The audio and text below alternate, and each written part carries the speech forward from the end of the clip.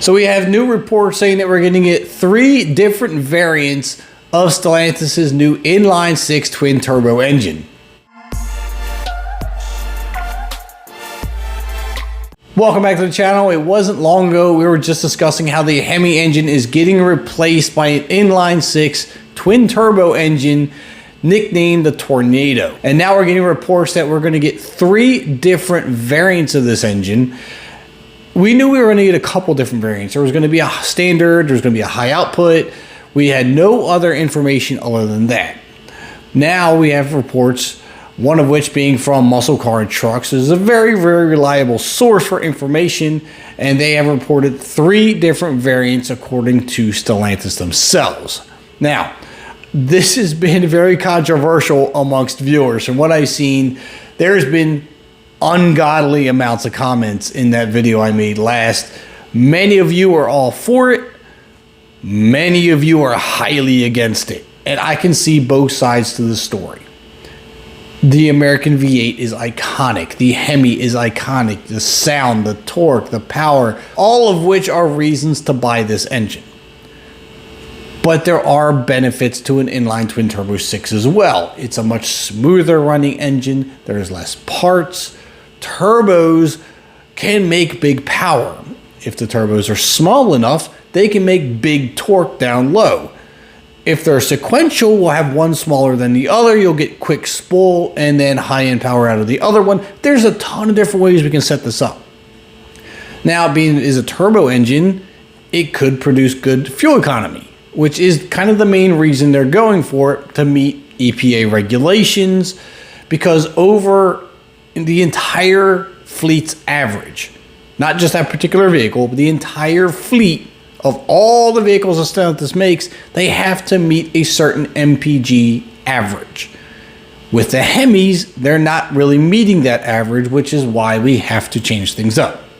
It sucks. I know, EPA is horrible. We should never have EPA sticking their nose in car enthusiast business. But we can't deny it. We can't fight them when it is what it is. Anyway, so the 3 variants of this engine that we're going to get are as followed. First one we're going to get is going to be as early as next month in the Jeep Grand Wagoneer. Now, it is confirmed to be a 3-liter inline 6 engine, and the Wagoneer is going to be getting the high output variant. Now, they're saying that this is going to require premium fuel. Now, being a turbo engine, I kind of expected that, but with today's gas prices, that's kind of painful to hear. Now, we still do not have any horsepower or torque ratings on this. I wish we did. I honestly did not think we were going to get a high output version in the Wagoneer. I thought they were going to save that solely for the Chargers, Challengers, things like that. So this is kind of shocking to me. But being it is a high output engine, probably due to the size of the Wagoneer and the weight, it's going to need the extra power and torque to move it. I would suspect this is probably going to be close to 400 horsepower. It has to be. If it's not, it's going to be extremely disappointing. Now, the next variant we're going to get is going to be a hybrid version.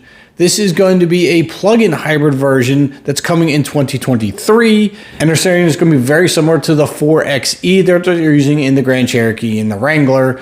And we can expect something along them lines. Now, much like that 4xe and other configurations, even with the 5.7 Hemis, they're saying they're most likely going to be using the ZF 8-speed transmission. Now, in the 4xe, it's also being made with an electric generator making 134 horsepower and 181 pound-feet of torque. Now, they're also speculating, but not confirmed, that the same electric motor is going to be made to the GME T6 inline 6 engine. I don't know a lot about the 4xe's. I've never driven one. I don't know anyone who has, so I have no input on this and how it works. If you have one and you have an opinion on it, please let us all know down in the comments. I would love to know how these things operate on a daily basis. The fuel economy, is it worth buying? Is it worth the extra money? So I definitely would love someone to fill us in on all that if you've owned one or driven one. Now, the last variant of this engine that we're going to get is the standard output engine. Now, there's not a lot of information on the standard output engine. It just says it's going to come without all the fancy modifications. Now, I don't know what that's supposed to mean, but they're also claiming it doesn't mean it's not going to be exciting. It is still a turbocharged inline 6, but this variation is going to be more focused on fuel economy and optics. I'm not sure what they mean by optics, but that's how they worded it. Now, it also says that we're bound to see both of these things in one exciting package as the engine starts to roll out under the hood of Stellantis vehicles. So clearly they're looking for fuel economy. We already knew that. They're saying exciting, but I think that's going to be in the eyes of the beholder. I don't know. I think the first variant is going to be very important that we get, and that's going to be the high output that's going to be coming in the Wagoneer. Stellantis is going to have to make a very big impact on this very first initial debut. If they don't, and they fail at wooing us with this high output engine, I think it's going to mean a big drop in sales for Stellantis, because you're competing with the Hemi engine. So you need to bring something big to the table. A high output engine is going to have to stand up to its name. So putting one in the Wagoneer, kind of strange, but I get it. It's big, it's heavy, and you need power to move it. I'm figuring that's what their whole premise behind this was. So I want to know what your thoughts about this are. We have standard output, we have the high output, and we have the hybrid plug-in electric. So that's what we have so far. That's the information. Leave your comments down below what you think of what's going on over there at Stellantis. It's controversial. I get it. Some love it, some hate it. There's just those who don't even care anymore. They're done. So if you made it this far in the video, I greatly appreciate it. Drop a like on it for me. Hit that subscribe button on your way out. I'm Kevin, and I'll see you in the next upload.